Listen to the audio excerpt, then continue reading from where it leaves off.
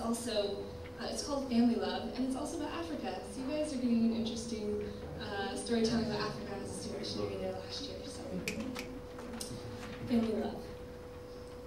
Love is not the same everywhere. That's something I learned last year. At home, it's unloading the dishwasher without being asked, or putting the water on to boil for an extra cup of tea. It's going to graduations, enduring endless questions, and staying a few extra days at Christmas. It's a homemade card or cleaning out the car. With him, affection is shipped from a few thousand miles away, across the Pacific Ocean and into my inbox every day. It's scribbled on letters that take far too long to arrive, and it's faintly heard through garbled Skype conversations at 2 p.m. or a.m.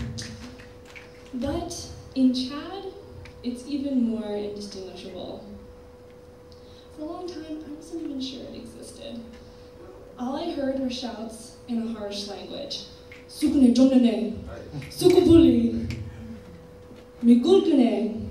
How are you? I'm fine. Where are you going?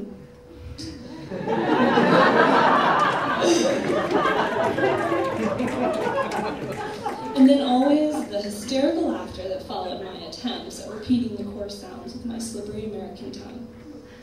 I'd see the slaps, the curses, the pushing, shoving, squabbling mass of 18 human forms that comprised of my family.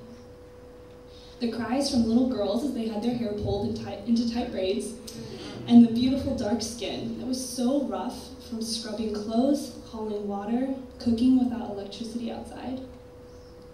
The time spent squatting over a hole, or the motorcycle burns, the malaria, the giardia, the white rice, the white rice, the white rice, and don't forget the sand and ash mixed in for good measure. Where was the love here? I'd hear the passing comments about the Nasara, the foreigner. I saw them snigger at my meager attempts at drawing water from the well, the inexpert way I'd eat mangoes, the juice running down my chin. I didn't feel love at all. Well, not until I noticed the way that they'd always saved the best fruit for me. The way they ushered me to and from the market, getting me the best deals and cursing at those who would try to rip me off. The way they taught me French by playing Pictionary in the sand. Night after night, the drawings of horses, pigs, hippos, and cars etched into the dirt with dark little fingers by lamplight. I didn't know it then, but I see it now, the way they always offered me one of their precious few seats. With 18 people, there were never enough. I won't forget the joy on their faces when I came home after a few days of travel, or from the hospital after a bout of malaria. Vivian, my 4-year-old best friend, runs squealing to me from the long distance, making me feel like the prodigal son returning home to his true family.